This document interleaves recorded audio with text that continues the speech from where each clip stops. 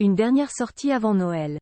Ce mercredi 20 décembre, le prince Albert et la princesse Charlène de Monaco se sont mobilisés pour recevoir les enfants de la principauté au palais, en compagnie du Père Noël. Un bel événement, pendant lequel l'ex-nageuse sud-africaine avait à nouveau choisi un look inattendu et copié sur une certaine princesse britannique. La suite après la publicité. Charlène de Monaco aurait-elle envie de concurrencer Kate Middleton sur le sujet de la mode? En tout cas, elle a déjà commencé à la copier. De sortie à Monaco ce mercredi 20 décembre pour la traditionnelle remise de cadeaux aux enfants de la principauté, la femme du prince Albert était rayonnante, avec son rouge à lèvres flashy, dans son long manteau noir.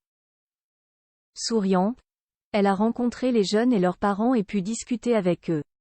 Mais c'est surtout le pull en laine rouge qu'elle portait qui a été très remarqué par les experts mode. En effet, il était signé Emilia Wickstead, l'une des créatrices préférées de Kate Middleton. Néo-zélandaise, la maison de couture avait notamment créé la tenue jaune pâle de la princesse de Galles pour la messe du jubilé l'an dernier, ou encore certaines de ses tenues pour la tournée dans les Caraïbes. Alors, l'ancienne sportive sud-africaine aurait-elle voulu s'inspirer du sens du style de Kate Middleton? Possible, au vu de la popularité et des choix brillants de la femme du prince William, même si elle est elle-même considérée comme l'une des pointures de la mode dans l'ensemble des familles royales européennes. Très attachée à la marque Acris, notamment, elle aime porter leurs créations et avait d'ailleurs choisi, ce mercredi, l'une de leurs longs manteaux noirs. Mais cette petite parenthèse du côté de Londres a dû la changer un petit peu et amène un coup de frais sur la principauté, toujours parfaitement lookée mais qui privilégie régulièrement les mêmes créateurs depuis plusieurs décennies. La mode, elles s'y connaissent.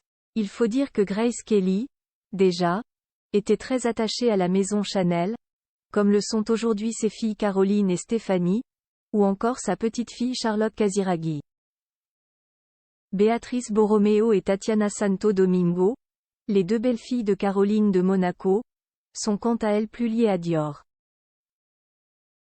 Mais toutes ont une passion en commun, la mode, et pourront probablement en discuter pour Noël, lorsque la famille se réunira. En attendant, la princesse et son mari Albert II de Monaco ont pu rencontrer les jeunes monégasques et échanger avec eux avant les fêtes. Accompagnés de Louis Ducruet et Camille Gottlieb, les enfants de Stéphanie de Monaco, ils étaient rayonnants mais avaient laissé à la maison leurs deux bambins Jacques et Gabriella.